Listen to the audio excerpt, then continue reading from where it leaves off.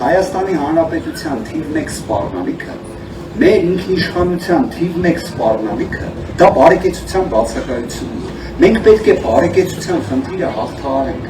Ինչի համար է հենց Սամվել Կարապետյանի տնտեսական քայլերը, ծրագրերը, Նարեկ Կարապետյանի կողմից ներկայացվող տնտեսական քայլերը, ծրագրերը հիմնականում վերաբերում տնտեսությանը։ Հիմնականում դրանք ուղղված են մեր հայրենակիցների բարեկեցության վերականգնմանը, բարեկեցության ապահովմանը, 300,000 աշխատատեղը լինի, հարկային բարեփոխումը լինի, թե ծայրահեղ աղքատության վերացումը լինի։ Դրանք բոլորը ուղղված են բարեկեցության ապահովմանը, որտեղ միայն բարեկեցիկ հասարակությունն է, որ կարող է լինել ուժեղ Հայաստան, իսկ ուժեղ Հայաստան լինելու է, այո։ Իրելի հայրենակիցներ, մի տագնապի զգացում կա, որ բոլորս ունենք մեր մեջ։ Այդ տագնապի զգացում ունենք մի քանի տարի առաջ Արցախի հարցում։ Այնպես ստացվեց, ու սա ցավով եմ ասում, որ այդ տագնապի զգացումը ճիշտ էր, տեղին էր, որովհետև այսօր Արցախը հայաթափված է։ Այսօրվա տագնապի զգացումը, որը ունենք, վերաբերում է նրան, թե ինչ ենք լսում հարևան երկրից։ Մի քանի տարի առաջ ասում էին, որ դուք ձեր սահմանադրությունը պետք է փոխեք։ Ինչ էին պատասխանում օրվա իշխանությունները, որ դրանք անիմաստ նարրատիվներ են, դրանց ուշադրություն մի դարձրեք եւ այլն, մեկ մի տարի առաջ սկսեցին նույն բառերը կրկնել, որ սահմանադրությունը Հայաստանում պետք է փոխվի։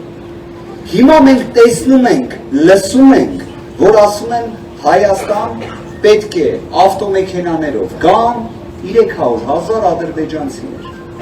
Տագնապի զգացումը այո նորից ունենք, բայց ինչն է այստեղ կարևորը։ Ամենակարևորը, որ մենք ունենք հնարավորություն դա կանխելու։ Բանաձևը, որը առաջարկում ենք, սիրելի թալինցիներ, սիրելի հայրենակիցներ, հետևյալն է, գնա ընտրության, որ դրանք չգան, գնա ընտրության, որ փոփոխությունը գա։ Նորից կասեմ ժողովուրդ ջան, գնա ընտրության, հունիսի 7-ին, գնա ընտրության, որ դրանք չգան, որ մեր ուժեղ Հայաստանը լինի, որ մեր Հայաստանը լինի, որ մեր ապահովությունը լինի, այդ ամենը խաղաղությունով է լինելու, բայց մեր ինքնիշխանությունը, մեր նամուսը, թասիբը, արժանապատվությունը պահելով պետք է լինի։ Դուք բոլորդ հիշում եք, սիրելի հայրենակիցներ, երբ սկսվեց եկեղեցու դեմ հարձակումը, երբ սկսվեց, երբ Ադրբեջանի հոգևոր առաջնորդին դուրը չեկավ մեր վերապար հայրապետի խոսքը Արցախի մեր հայրենակիցների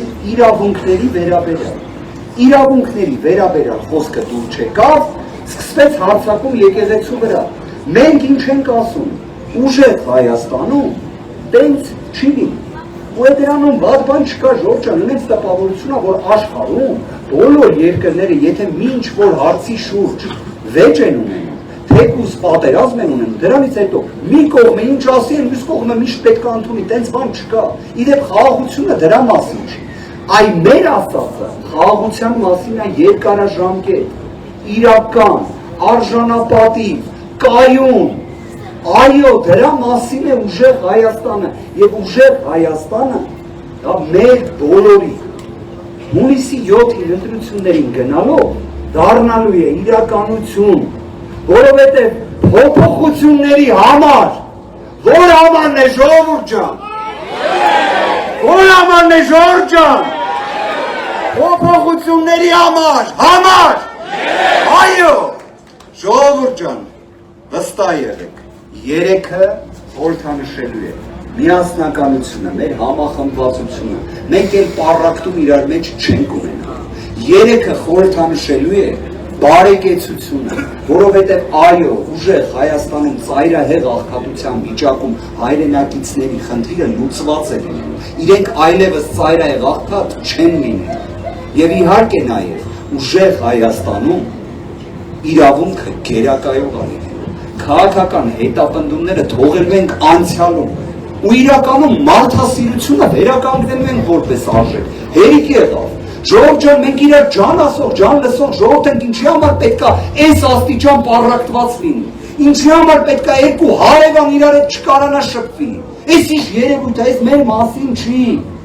Սա ուղղակի